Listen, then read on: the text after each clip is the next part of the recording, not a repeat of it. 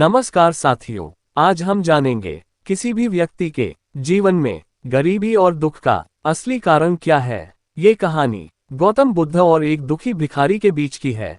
साथियों, चलिए शुरू करते हैं आज की कहानी। एक बार महात्मा बुद्ध एक गांव में अपने शिष्यों सहित घने पेड़ की छांव के नीचे बैठे थे।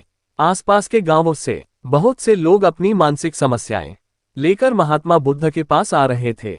महात्मा बुद्ध उन सब की मानसिक परेशानियों का समाधान देते। सब लोग खुशी खुशी अपनी समस्याओं का समाधान पाकर वहां से लौट रहे थे। वहीं पर कुछ दूर बैठा एक दुखी भिखारी लोगों को बुद्ध के पास जाते देख अपने भाग्य को कोसता हुआ यही सोचने लगा कि अभी कुछ देर पहले तो ये लोग दुखी मन से मुंह लटकाए उन महात्मा के पास गए थे, और अब ये इतना खुश होकर कैसे वापस लौट रहे हैं।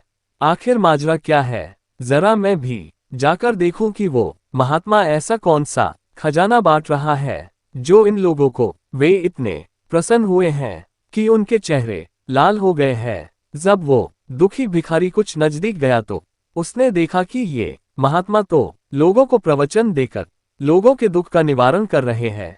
ये देखकर भिखारी के मन में भी तीव्र इच्छा हुई कि क्यों ना मैं भी इन महात्मा को अपना दुख बताऊं, मुझे भी अपने दुख का समाधान अवश्य मिलेगा। बस फिर क्या था, समाधान पाने की लालसा लिए भिखारी महात्मा बुद्ध के सामने पहुंचा और हाथ जोड़कर प्रणाम करते हुए बोला, हे भगवान, मैं भी लोगों की मदद करना चाहता हूँ। मुझे लोगों की मदद करने की बहुत इच्छा है, लेकिन मैं कैसे मदद कर सकता हूँ? मैं बहुत गरीब हूँ। मेरे पास न तो पैसे हैं और न ही कोई ऐसी चीज है जिससे मैं किसी की मदद कर सकूं।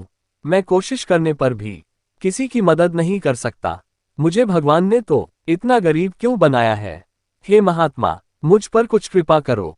इतना बोलते हुए भिखारी रोने लगा और फिर महात्मा बुद्ध बोले, आप बहुत अज्ञानी हो, क्योंकि आप अभी तक इस भ्रम में जी रहे हो कि तुम्हारे पास कुछ नहीं है, जबकि दूसरों को कुछ देने के लिए तुम्हारे पास बहुत कुछ है। तुम बिना धन और वस्तु के भी दूसरों की मदद कर सकते हो।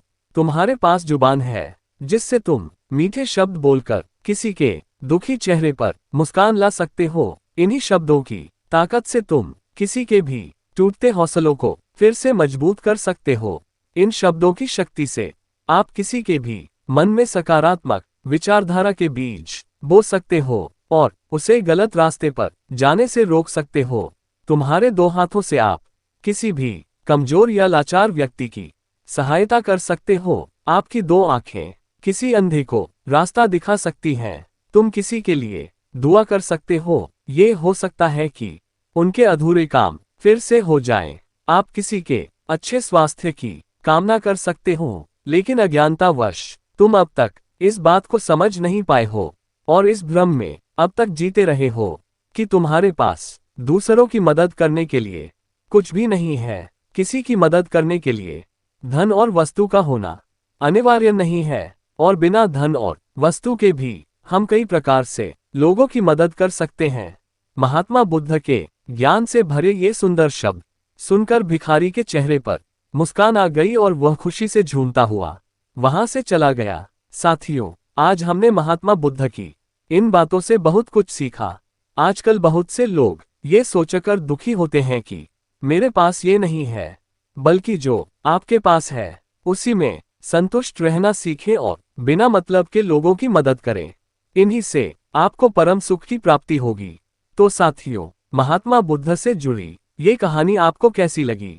हमें अवश्य कमेंट करके बताएं। अगर यह कहानी आपको अच्छी लगी हो तो कृपया हमारे चैनल को लाइक, सब्सक्राइब और शेयर जरूर करें। धन्यवाद।